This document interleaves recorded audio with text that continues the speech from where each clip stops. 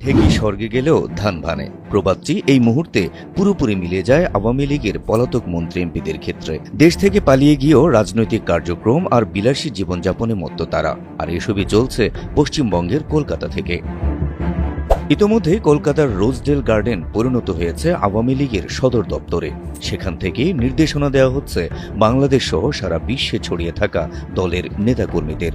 নেওয়া হচ্ছে ডক্টর ইউনূস সরকারকে হটানো আর দেশকে অস্থিতিশীল করার গোপন পরিকল্পনা। ভারতের সঙ্গে বাংলাদেশের সুসম্পর্ক বরাবরই নির্ভর করে এসেছে আওয়ামী লীগের উপর, কারণ আওয়ামী লীগ সরকার ক্ষমতায় থাকলে ভারত যতটা পায় ততটা চিন্তাও করা যায় না অন্য কোনো দলের শাসনামলে।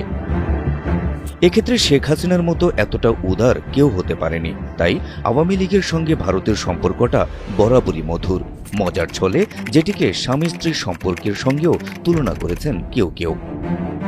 অতএব বাংলাদেশ আওয়ামী লীগের বিপদে ভারত এগিয়ে আসবে এটি স্বাভাবিক। ৫ আগস্টের আগে ও পরে শেখ হাসিনা সহ পালিয়ে যাওয়া শতাধিক মন্ত্রী এমপি ও নেতাকর্মীকে আশ্রয় দিয়েছে ভারত। সেখানে নিজ দেশের মতোই আরাম আয়েশে জীবনযাপন করছেন তারা। কেউ কেউ বগল দাবা করে নিয়ে গেছেন স্ত্রী সন্তানকেও।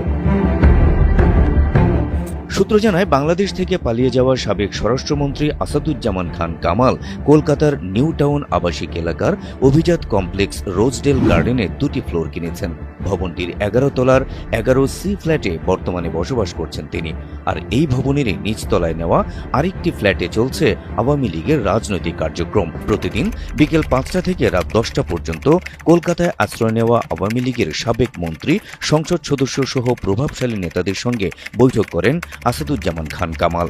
ডক্টর ইউনূস সরকারকে অস্থিতিশীল করার নানা পরিকল্পনা আসছে তার মাথা থেকেই। জানা গেছে, নিউ টাউন এলাকার একটি অভিজাত ফ্ল্যাটে স্ত্রীকে নিয়ে থাকছেন সাবেক সড়ক পরিবহন ও সেতুমন্ত্রী উবাইদুল কাদের।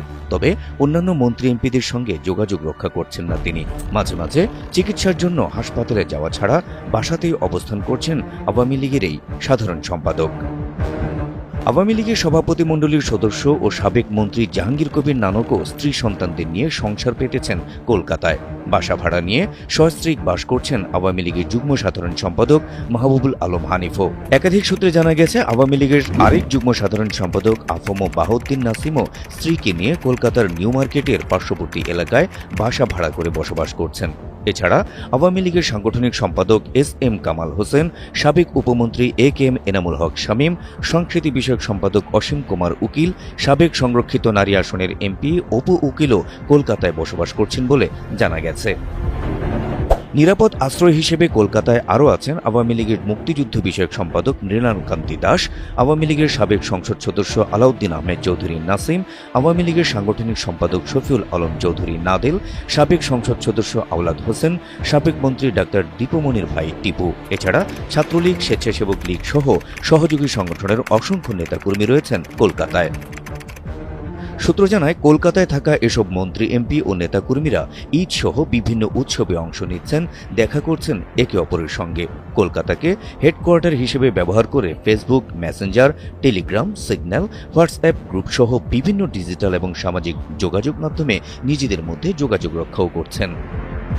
৫ আগস্ট রাজনৈতিক পট পরিবর্তনের পর কলকাতায় আশ্রয় নেওয়া আওয়ামী লীগের এসব মন্ত্রী এমপিরা প্রতিনিয়ত ডক্টর ইউনূস সরকারকে অকার্যকর করে নিজেদের ফিরে আসার পথ সুগম করতে পরিকল্পনা আঁটছেন।